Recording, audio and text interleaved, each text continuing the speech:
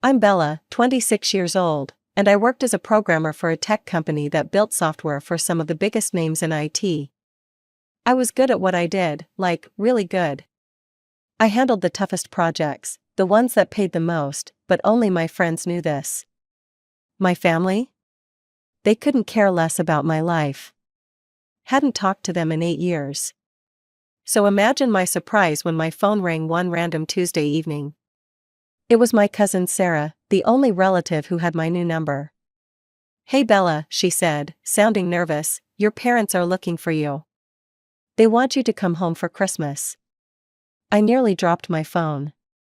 Christmas was 2 months away, and they were looking for me, now?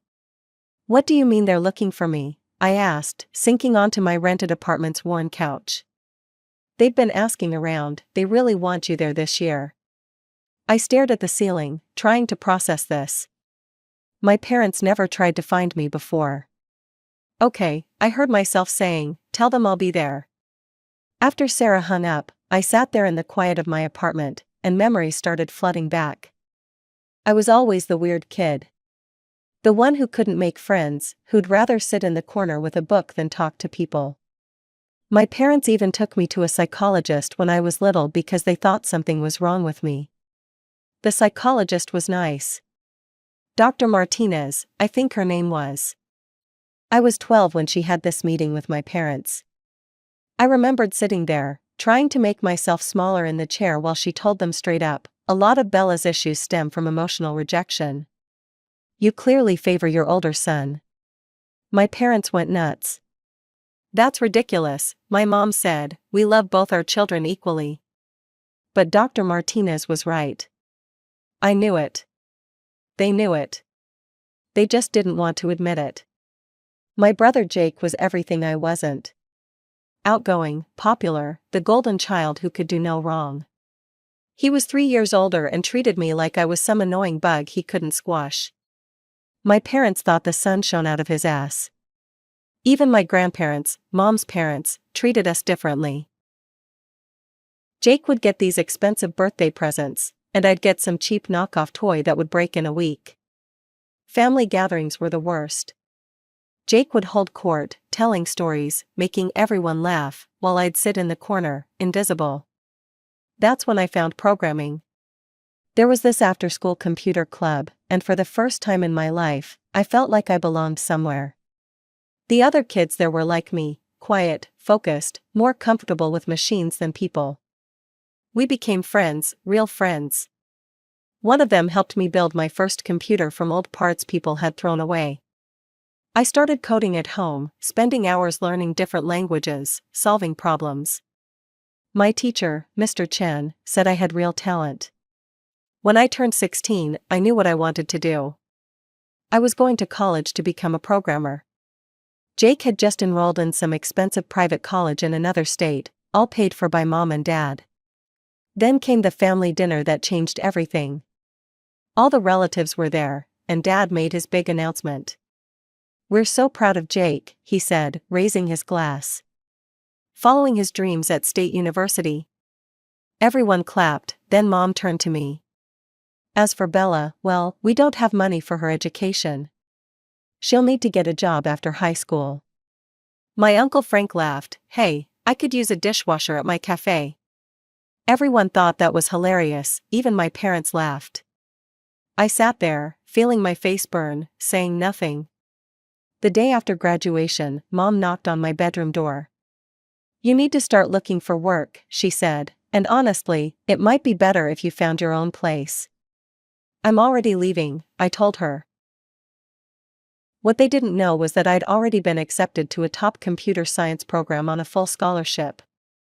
Free dorm, free tuition, everything covered because of my grades and test scores.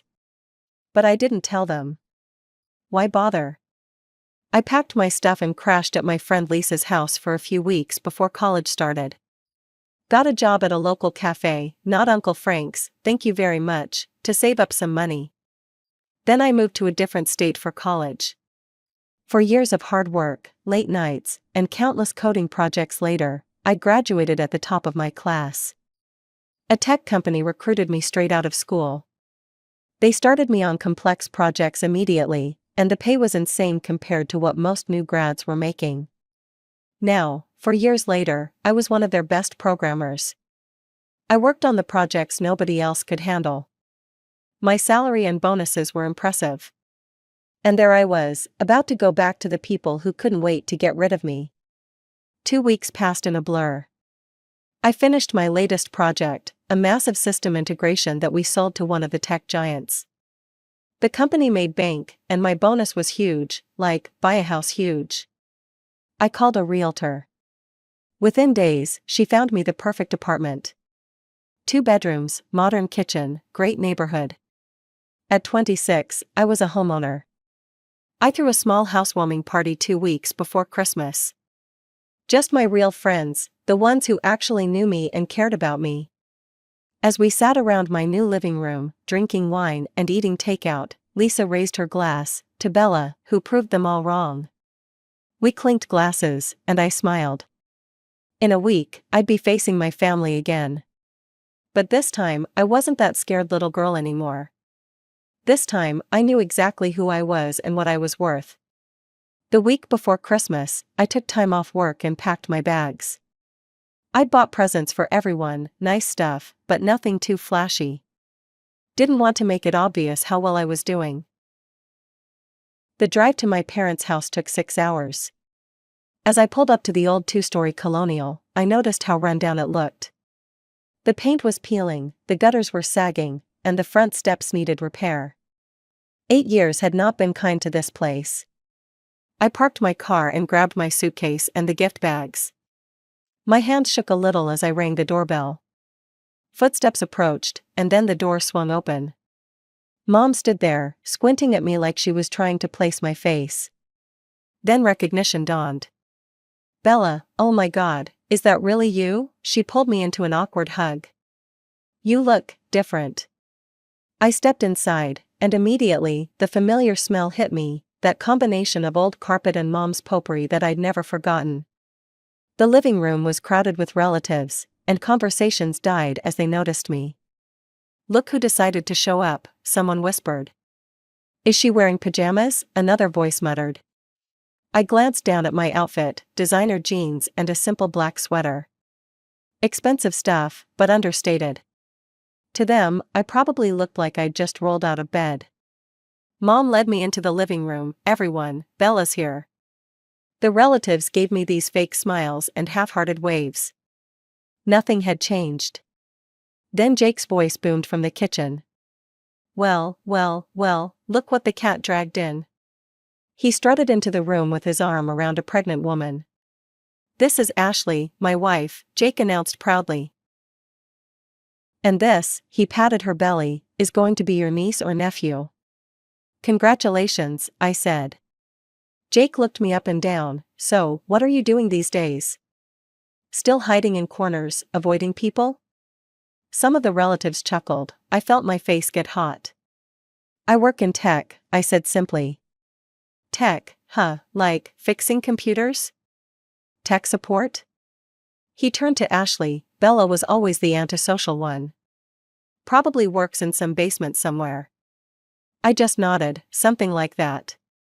Mom clapped her hands. "Well, dinner will be ready soon. Bella, why don't you put your things away? Jake's using your old room for his office now, so you'll be sleeping on the couch." Of course he was, of course I would be. Throughout the evening, relatives kept approaching me with their passive-aggressive comments. Aunt Helen cornered me by the punch bowl. "Your brother's starting his own business, you know. Such an entrepreneur." "And what is it you do again?" "I write code," I said. She wrinkled her nose. "Oh, well, someone has to do the boring jobs, I suppose." Uncle Frank sidled up next to me during dinner prep. "That dishwashing position is still open at my restaurant. Pays minimum wage, but it's honest work." "Thanks, but I'm good," I replied. At dinner, they sat me at the far end of the table, practically in the kitchen. Jake held court at the center, talking about his grand business plans. "It's going to revolutionize the industry," he was saying. "Just need to secure some initial funding, and we'll be off to the races." How much do you need? Dad asked. About 200 grand to start. I nearly choked on my water. $200,000 for a business plan that sounded like every failed startup I'd ever heard of. We'll figure something out, Mom said, patting Jake's hand. Family helps family. After dinner, as people started leaving, Mom showed me to the couch. I lay there in the dark living room, staring at the ceiling. Christmas morning arrived with Jake and Ashley thundering down the stairs like excited kids. Mom and Dad were already up, making coffee. Present time, Jake announced. We gathered around the tree. I watched as they opened my gifts, a nice watch for Dad, a designer purse for Mom, high-end baby stuff for Jake and Ashley. Oh, these are lovely, Mom said, examining the purse. Must have cost you a fortune. Not really, I said. Finally, all the presents were opened except mine. I looked around expectantly. Mom's face fell into this exaggerated expression of shock. Oh no, Bella, we completely forgot to get you something. Jake burst out laughing, just like when we were kids. Remember how you used to cry about it? Ashley giggled, Dad chuckled, they were all laughing at me. Yeah, Jake continued, don't start blubbering now. You're supposed to be an adult. I felt something shift inside me. Not sadness, not hurt, just clarity. I'm not going to cry, I said calmly. I reached for my purse. Actually, I just bought myself a pretty nice gift. I pulled out my keys and held them up. The silver keychain caught the morning light. Mom frowned, what's that supposed to be? Keys, I said, to my new apartment. I bought it last week. The room went dead silent. You bought an apartment? Dad said slowly. How? With money, I replied, from my job. My company just sold a system I developed to a major tech corporation. My cut was pretty good. How good? Mom asked, her voice sharp. I shrugged, about $150,000. You could have heard a pin drop. Jake's mouth hung open, Ashley's eyes were huge. Mom and Dad looked like I'd just told them I was secretly a millionaire. $150,000, Mom repeated, her voice climbing higher with each word. What kind of job pays bonuses like that? I told you, I said calmly, I'm a programmer. I work on complex projects for major tech companies. I develop systems for Fortune 500 companies. Dad leaned forward in his chair. How long have you been making this kind of money? Since I graduated college. The bonuses vary, but my salary's been 6 figures for years now. Mom stood up and walked over to me, suddenly all smiles. Sweetie, why didn't you tell us sooner? We're so proud of you. The change was instant, like someone had flipped a switch.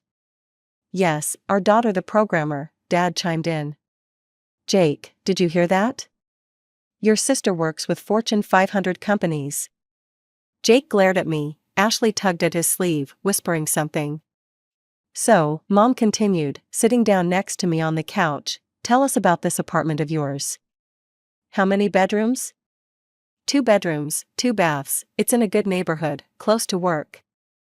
That's wonderful, she patted my knee. You know, we should visit sometime. Family should stick together. I almost laughed, family should stick together?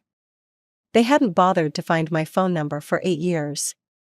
Actually, I said, standing up, I should get going, long drive home. No, Mom grabbed my arm, you just got here. Stay a few more days. We have so much catching up to do. Dad nodded enthusiastically, your mother's right. We barely got to talk about your career. I looked at them, these people who couldn't wait to get rid of me 8 years ago, and went to gather my things. As I packed, I could hear them whispering urgently in the living room. When I came back with my suitcase, they were all standing there with these desperate smiles. Before you go, Dad said, we should talk about Jake's business opportunity. As your brother mentioned, he needs some startup capital. And since you're doing so well. Jake stepped forward, it's a solid investment. You'd be getting in on the ground floor. How much? I asked. Just 200,000, he said, with your income, that's nothing, right? I looked at these people. My parents, who'd laughed when Uncle Frank offered me a dishwashing job.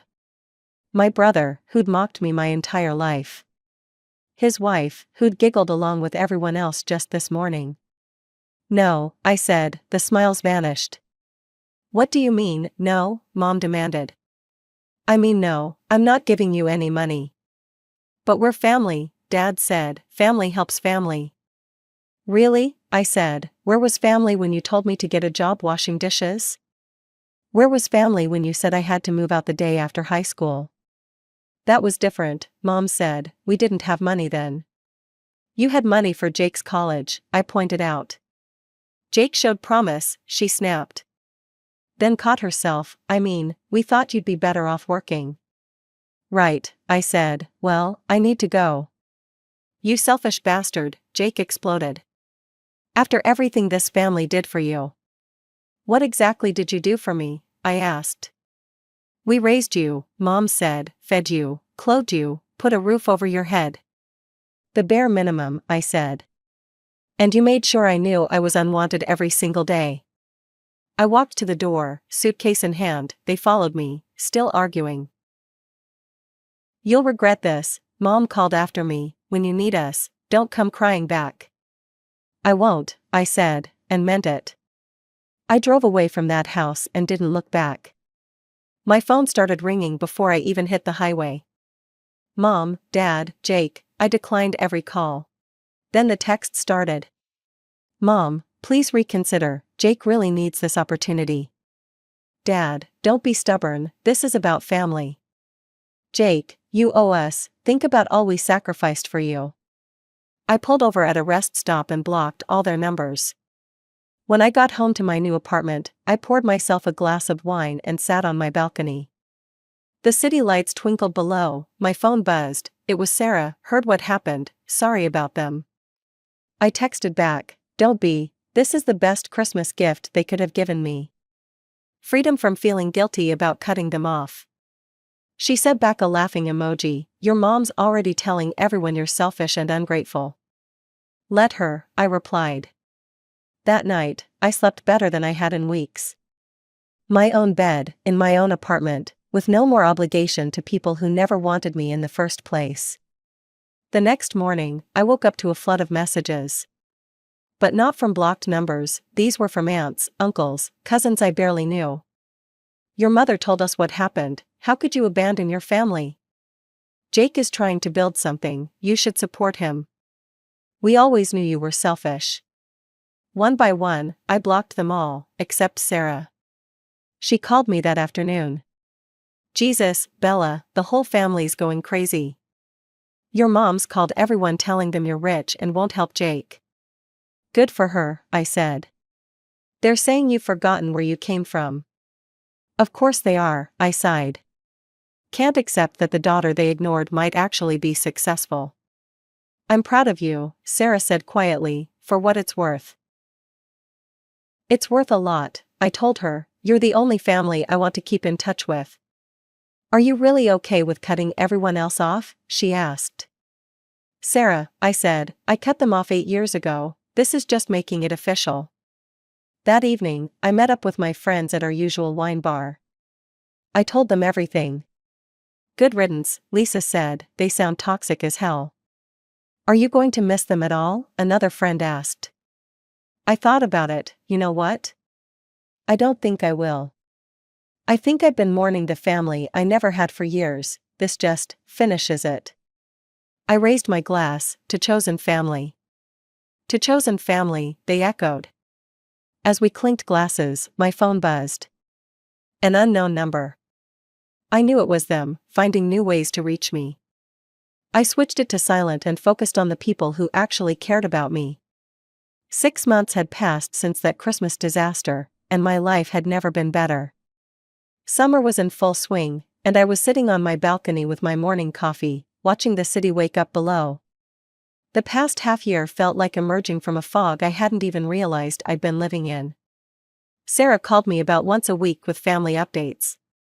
Not because I asked, but because she knew I'd want to know if anything actually important happened. Mostly, it was the same old drama with new variations. Jake's daughter was born last month, she told me during our most recent call. They named her Madison. That's nice, I said, and I meant it. I hoped that little girl would have a better childhood than I did. According to Sarah, Jake and Ashley were still living with my parents. The big entrepreneurial dream hadn't materialized. Shocking, I know. He kept talking about his business plans at family gatherings, but now the relatives were getting tired of hearing about it. Without any actual progress to show, even his biggest supporters were starting to ask uncomfortable questions.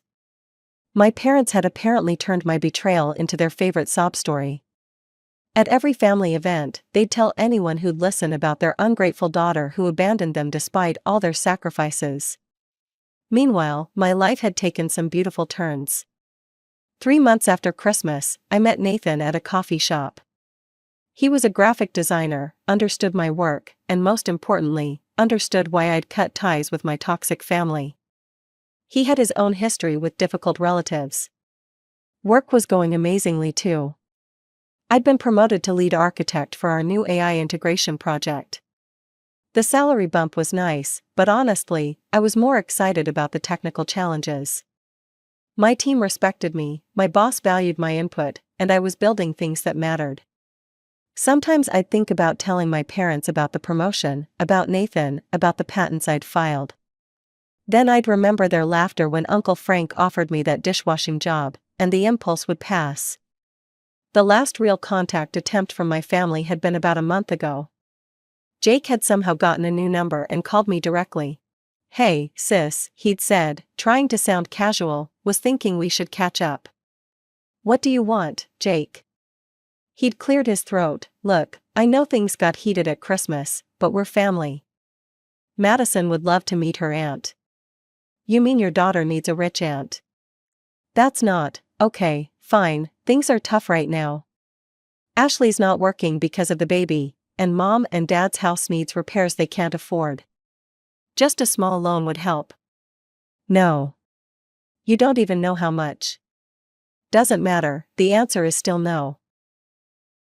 He'd exploded then, calling me every name he could think of before I hung up and blocked that number too. The irony wasn't lost on me. I'd grown up feeling like an outsider in my own family, convinced something was wrong with me. Now I had a job I loved, friends who appreciated me, a boyfriend who understood me, and my own beautiful home. All the things my family said I'd never have because I was too weird or too antisocial. My success wasn't just financial, though that was nice too. It was emotional. I'd built a life surrounded by people who actually liked me for who I was, not who they wanted me to be. Sarah told me that my old bedroom, Jake's office, was being turned into a nursery for Madison. My childhood space was being erased, but it didn't hurt like I thought it would. That room had never really been mine anyway, just like that house had never really been my home. My real home was here, where I decorated every wall myself, where my friends gathered for movie nights, where Nathan and I spent lazy Sunday mornings coding together on the couch. This was the life I'd built, piece by piece, while my family was busy telling me I'd never amount to anything. Sometimes they still tried to reach me through flying monkeys, distant relatives or family friends who thought they could guilt me into being reasonable. My favorite was when Aunt Helen left me a voicemail saying, "Family is forever, Bella, you can't just walk away." But I already had walked away. And every day that passed, I knew I'd made the right choice. Nathan and I were planning a trip to Japan next month. We'd been learning the language together, researching restaurants, mapping out which temples to visit. When I posted a photo of our travel books on social media, Sarah mentioned that Mom had seen it through a cousin's account. "She says it's typical of you to spend money on vacations instead of helping family," Sarah reported. "Good," I said, "maybe someday they'll realize I'm never coming back." Last week, my boss called me into his office. Another promotion was coming, this time to head the entire engineering department. The salary would put me firmly in the top 1% of earners my age. "You've earned this," he said, "your work speaks for itself." I called Nathan, then my friends. We went out to celebrate at this great sushi place, toasting to new beginnings and chosen families. Lisa made a joke about my parents probably sensing a disturbance in the force every time my bank account grew. They can sense all they want, I said, they're not getting a penny. That night, Nathan and I sat on my balcony, looking out at the city lights. He'd brought over a bottle of champagne to celebrate my promotion privately. You know what I love about us, he said. We're building something real. Not just dreaming about it like your brother. Speaking of building, I said, I've been thinking about buying a house. Something with a yard, maybe a home office. Sounds perfect, as long as it has good internet for our coding sessions. We clinked glasses and started discussing neighborhoods, house features, maybe even getting a dog. It was exactly the kind of future planning I'd never been able to do with my birth family, who'd only ever seen me as a burden or, later, as a bank account. My phone buzzed with a text from Sarah, your mom's telling everyone you're probably a drug dealer. That's why you have so much money but won't help family. I showed it to Nathan, and we both laughed. Should I tell them the truth? I asked. That I'm successful because I worked hard while they were busy playing favorites? Why bother, he said, they'll believe what they want to believe. He was right, my family had written their own story about me long ago, the weird kid, the antisocial daughter, the selfish sister. The truth didn't fit their narrative, so they rejected it. But I had my own story now. One where the weird kid became a respected engineer. Where the antisocial daughter found her people. Where the selfish sister learned that putting yourself first isn't selfish when the alternative is letting toxic people drain you dry.